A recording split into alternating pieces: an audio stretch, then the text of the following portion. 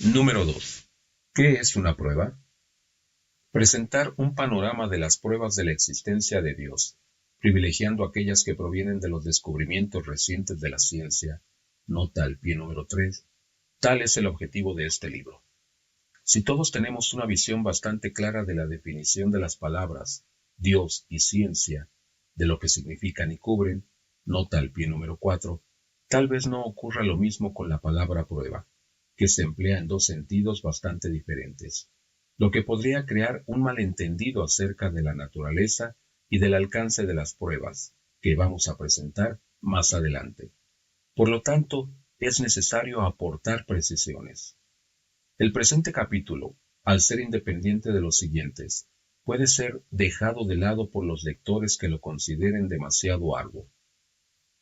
Primero, ¿qué es una prueba en general? Según el diccionario de la Real Academia Española, una prueba es la razón, argumento, instrumento u otro medio con que se pretende mostrar y hacer patente la verdad o falsedad de algo. Según Wikipedia, una prueba científica es lo que sirve para sostener o refutar una teoría o una hipótesis. En todos los casos, los diccionarios están de acuerdo en decir que una prueba es lo que sirve para establecer que una cosa o una teoría es verdadera. La nota al pie número 3 dice, dado que, en el pasado, la ciencia pudo parecer el principal discurso opuesto a la idea de la existencia de Dios, es importante valorar el vuelco que conoció a lo largo de los 100 últimos años. La nota al pie número 4 dice, la definición de las palabras Dios y ciencia figuran en el glosario de este libro. Esta definición resulta perfecta para nuestro estudio cuyo objetivo es establecer cuál de estas dos tesis es verdadera, a saber, el universo fue realizado por un Dios creador, o lo que resulta ser casi lo contrario, el universo es exclusivamente material. Nota al pie número 5. En el sentido de excluir toda existencia fuera del universo físico. En general, la palabra prueba se emplea acerca de argumentos que no son demostraciones absolutas, si bien dejan un cierto lugar a la duda. Por ello, están abiertas a la contestación, pueden variar con el tiempo y no implican necesariamente una adhesión unánime. Por otro lado, también estamos familiarizados, desde que descubrimos las matemáticas, con el otro sentido de la palabra, que es el de prueba absoluta. Ambos sentidos no se oponen, se diferencian por su campo de aplicación y por la fortaleza de sus resultados. Las pruebas absolutas constituyen, por lo tanto, un subconjunto de la palabra prueba, un caso particular que solo se aplica a algunos ámbitos. Vamos a empezar por el concepto de prueba absoluta porque es el más simple. 2. Las pruebas absolutas, pruebas del ámbito formal.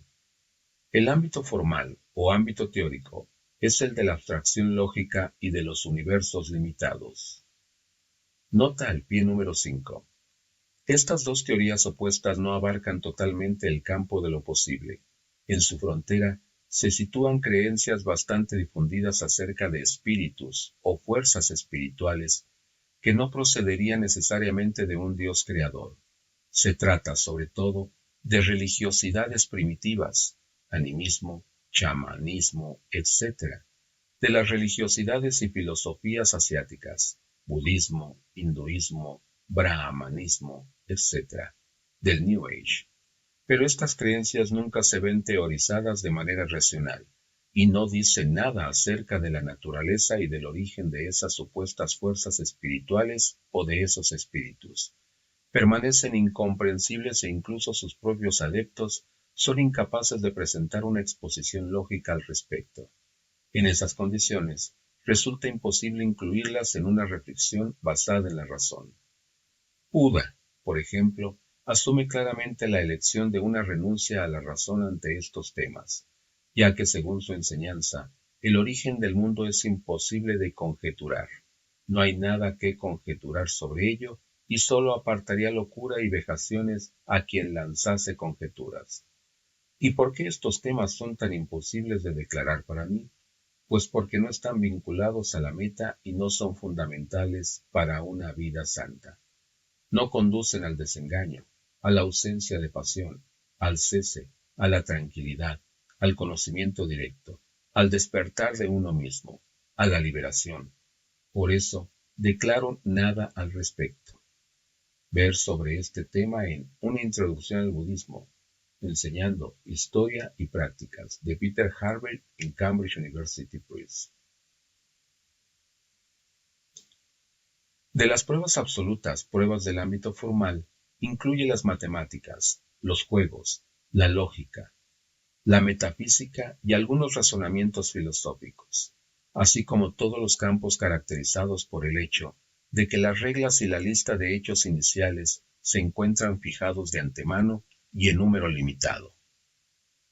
En este ámbito, se parte de axiomas, de principios y de hipótesis en número finito, lo que excluye todo tipo de imponderables. Nada puede interferir en el razonamiento.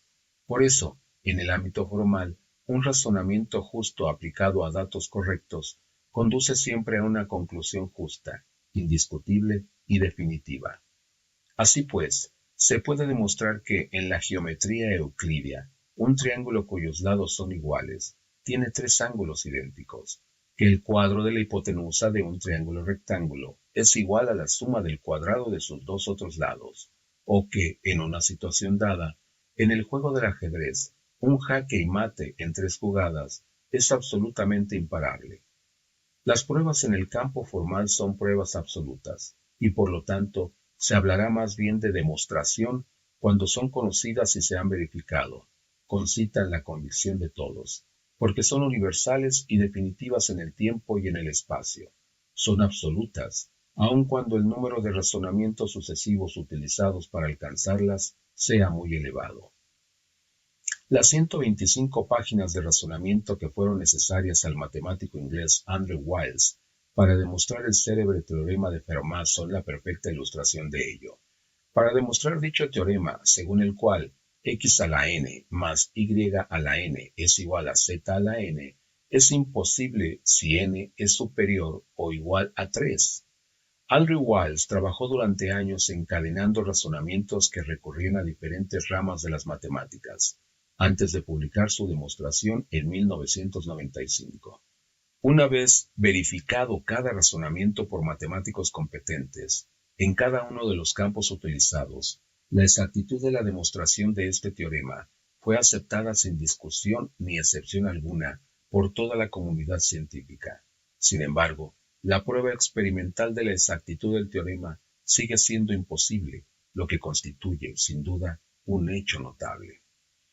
En matemáticas hablaremos de demostración para referirnos a una prueba absoluta. Tales pruebas absolutas implican el asentimiento general y no pueden conocer ningún tipo de variación en el tiempo. Sin embargo, las pruebas absolutas no existen en lo real, llamado habitualmente ámbito empírico. A continuación, vamos a ver por qué. 3.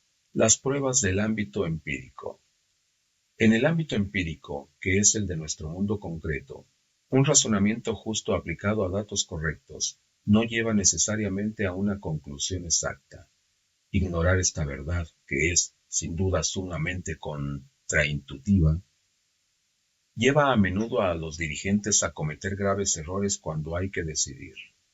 Efectivamente, para estar seguro de acertar hay que tener en cuenta el conjunto de todos los datos y parámetros que intervienen en el problema. Ahora bien, en el mundo real, difícilmente podemos ser exhaustivos y recabar todos los datos disponibles. Y aun cuando así fuera, su magnitud sería demasiado grande como para poder ser tomada en consideración. Por consiguiente, en el ámbito empírico, las pruebas absolutas no existen, o al menos generalmente no están a nuestro alcance. Solo existen pruebas de fuerzas variables, cuya suma puede, no obstante, conducir a una íntima convicción más allá de toda duda. Nota al pie número 6. Contrariamente a las pruebas absolutas, las pruebas ordinarias requieren, in fine, ser juzgadas, o sea, requieren de un salto intelectual. Una historia trágica y real ilustrará esta sorprendente realidad. En los años 1950, la cosecha de trigo en China fue mala. Los responsables agrícolas informaron a Mao Zedong de que los gorriones se comían gran parte de las semillas sembradas. lo que era verdad. Mao realizó un razonamiento justo, a saber, si se mataba a los gorriones, esa gran porción de semillas no iba a ser comida por los pájaros en cuestión, lo que era exacto, y que por ende las cosechas iban a aumentar en proporción, lo cual resultó ser falso. La decisión de hacer desaparecer a los gorriones fue aplicada en 1958, en la época del Gran Salto Adelante, sin experimentación previa, de manera inmediata y en todo el país. Esto provocó una gran hambruna que generó millones de muertos. Resulta que había un elemento que intervenía en este problema, elemento que no fue tomado en cuenta por Mao y sus consejeros. Si bien los pájaros se comen efectivamente parte de las semillas, devoran sobre todo lombrices e insectos, que a su vez comen y destruyen de manera aún más notable las cosechas. Como lo vemos con esta trágica historia, un único dato que no fue tomado en cuenta condujo al resultado inverso que el razonamiento inicial hacía esperar.